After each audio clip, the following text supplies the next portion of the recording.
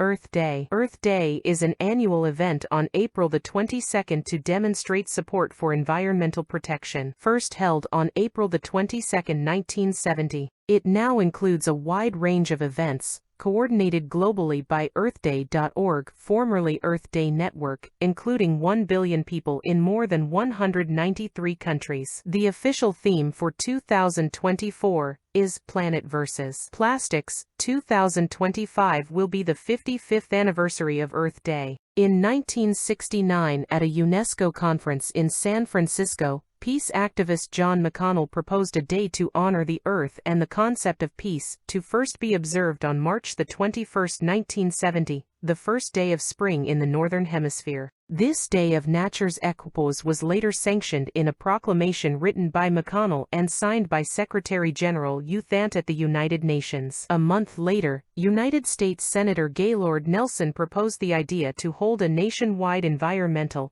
teach-in on April 22, 1970. He hired a young activist, Dennis Hayes, to be the national coordinator. Nelson and Hayes renamed the event Earth Day. Dennis and his staff grew the event beyond the original idea, for a teach-in to include the entire United States. More than 20 million people poured out on the streets, and the first Earth Day remains the largest single-day protest in human history. Key non-environmentally focused partners played major roles. Under the leadership of labor leader Walter Reuther, for example, the United Auto Workers, UAW, was the most instrumental outside financial and operational supporter of the first Earth Day. According to Hayes, without the UAW, the first Earth Day would have likely flopped. Nelson was later awarded the Presidential Medal of Freedom Award in recognition of his work. The first Earth Day was focused on the United States. In 1990, Dennis Hayes, the original national coordinator in 1970, took it international and organized events in 141 nations. On Earth Day 2016, the landmark Paris Agreement was signed by the United States, the United Kingdom, China, and 120 other countries. This signing satisfied a key requirement for the entry into force of the historic Draft Climate Protection Treaty adopted by consensus of the 195 nations present at the 2015 United Nations Climate Change Conference in Paris. Numerous communities engaged in Earth Day week actions, an entire week of activities focused on the environmental issues that the world faces. On Earth Day 2020, over 100 million people around the world observed the 50th anniversary, in what is being referred to as the largest online mass mobilization in history. A similar but separate event, World Environment Day, is organized by the United Nations and observed annually on June 5. 1969 Santa Barbara oil spill. Main article, 1969 Santa Barbara oil spill. On January 28, 1969, a well called Platforma, drilled by Union Oil 6 miles, 10 kilometers, off the coast of Santa Barbara, California, blew out. More than 3 million U.S. gallons, 2.5 million imperial gallons, 11 million liters, of oil spilled,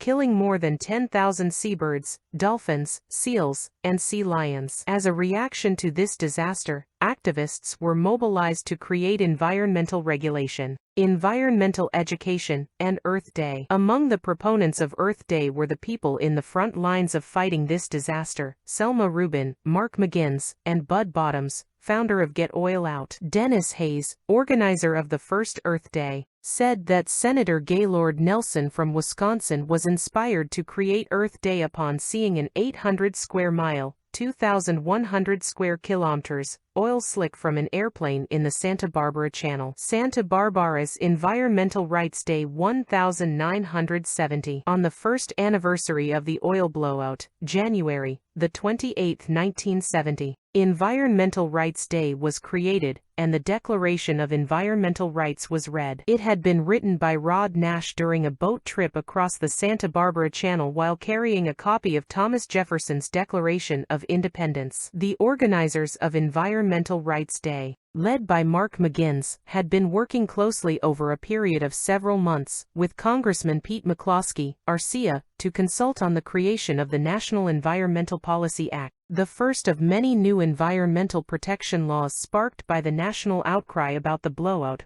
oil spill and on the Declaration of Environmental Rights. Both McCloskey, Earth Day co-chair with Senator Gaylord Nelson, and Earth Day organizer Dennis Hayes, along with Senator Alan Cranston, Paul Ehrlich, David Brower and other prominent leaders, endorsed the declaration and spoke about it at the Environmental Rights Day conference. According to Francis Sarguis, the conference was sort of like the baptism for the movement. According to Hayes, this was the first giant crowd he spoke to that felt passionately, I mean really passionately, about environmental issues. Hayes also thought the conference might be the beginning of a real movement. Nash, Garrett Hardin, McGinnis and others went on to develop the first undergraduate environmental studies program of its kind at the University of California at Santa Barbara. Earth Day 1970. President Richard Nixon and First Lady Pat Nixon plant a tree on the White House South Lawn to recognize the first Earth Day. The seeds that grew into the first Earth Day were planted by Wisconsin Senator Gaylord Nelson, an ardent conservationist and former two-term governor of Wisconsin.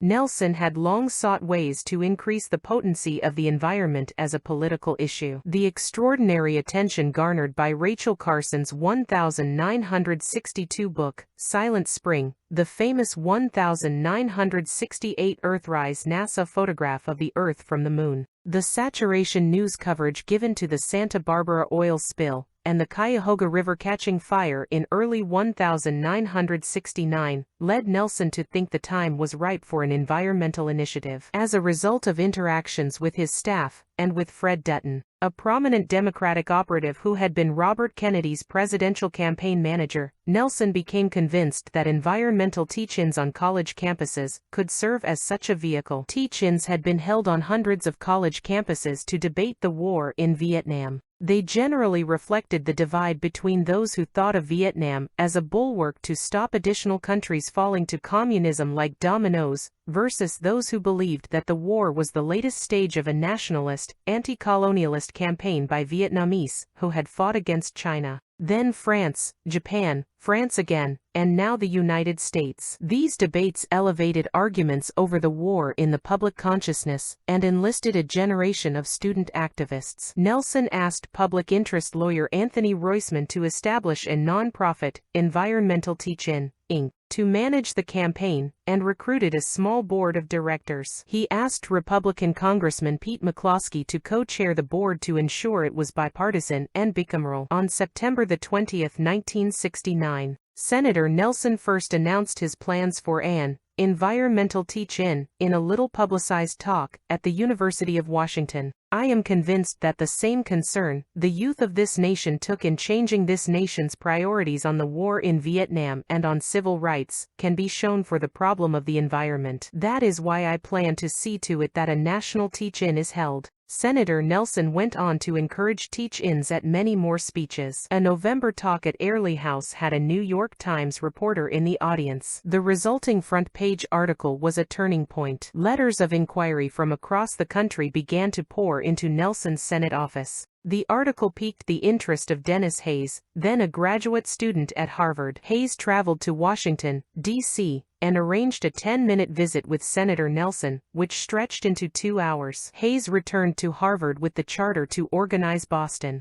After a few days of reference checks, he was asked to drop out of Harvard to become executive director of the national campaign. Because of the non-hierarchical tenor of the times, Hayes suggested that people be designated coordinators rather than directors. He became the national coordinator, and he quickly hired various regional coordinators, a press coordinator, a K-12 coordinator, a volunteer coordinator, etc. At its peak, the national office had a few dozen paid staff, each earning a flat $375 a month, equivalent to $2,993 in 2022, plus more than 100 regular volunteers. As the talented regional coordinators fanned out across the country, however, they immediately encountered two problems. First, by 1970, the concept of teach-ins had become passé. Moreover, teach-ins generally involved debates, and no one was pro-pollution. Second, and more troubling, leading activists on college campuses were deeply involved in the anti-war and civil rights movements. They tended to view the environment as a distraction.